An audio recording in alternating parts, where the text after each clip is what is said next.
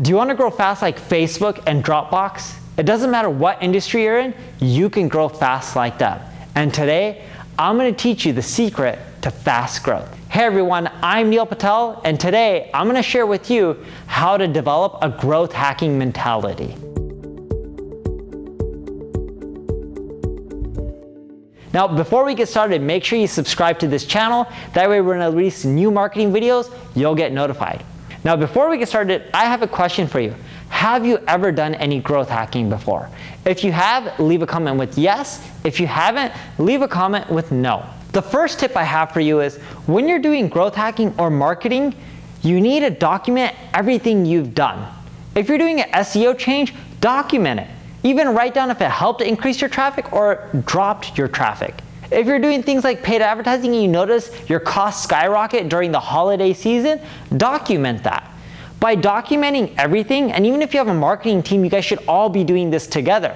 That way you guys have a repository of all these marketing things that you've learned that help move the needle and things that don't help the needle. And this is a start, because what you'll find is most things won't help with growth and some things will cause a lot of growth.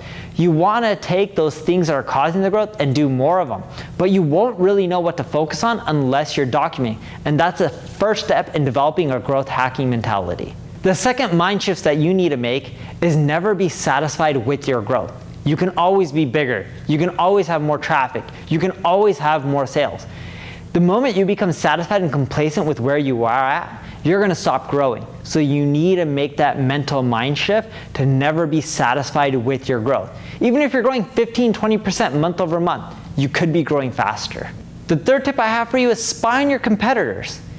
You don't have to be the most creative person to leverage growth hacking. Your competition is leveraging tactics that you're not. They're growing in other ways that you're not. So using tools like SEMrush, SpyFu, Ahrefs, BuzzSumo, What Runs Where, using tools like BuiltWith, all these tools will show you what your competition is doing. This is great because it'll help you determine what you should be doing. For example, SEMrush shows you all the paid and organic keywords that your competition ranks for. By knowing that data, and if you see multiple of your competitors are going after the same terms, it tells you that that term probably converts, and you yourself should consider going after it. Or if you use tools like BuiltWith, it'll tell you if people like your competitors are running A/B tests. And let's say they're running Crazy Egg or Optimizely, because BuiltWith will tell you. Then what you want to do is go to Wayback Machine, put in a competitor URL, and it'll show you all the different variations of their landing pages, their home pages, and you can spy on what changes they're making. Because if they're making these changes and they're running A/B testing software, you know that the changes they're making are boosting their sales and conversion rates. The fourth tip I have for you is to stay up to date with the latest and greatest. Things are constantly changing on the web. There's sites like Product Hunt that show you all the cool tools that are coming out there. And this is amazing for marketers because if you see something that's cool, that's new and cutting edge, you can be one of the first people to test it out and leverage it before your competition. Now, out of curiosity, how many of you guys look at Product Hunt at least once a week? If you do, leave a comment with yes.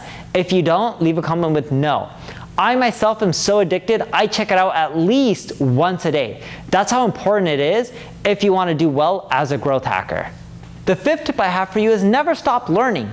You can always be better at SEO. People look at me and they're like, oh my God, Neil, you're really good at SEO. No, I'm not good at SEO, I can be better.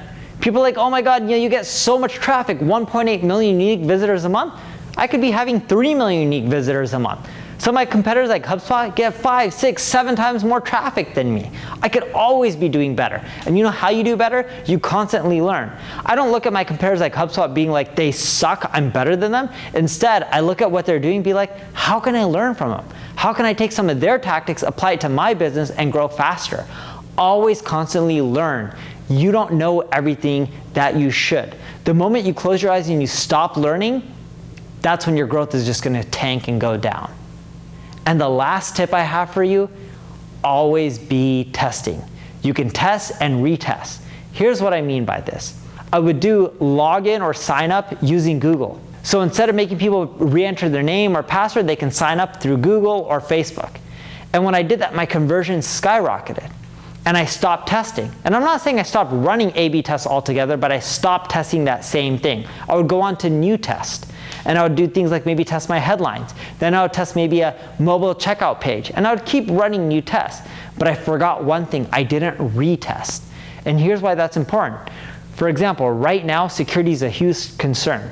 When I did a retest on login or sign up with Google, and I forced people to only take that option because that's what I had for the longest period of time, my conversions tanked. The moment I removed that option and gave that as, hey, you can put in an email and password or log in and register through Google, my conversions went up. But back in the day, I found that when I only gave the Google option, I had more conversions.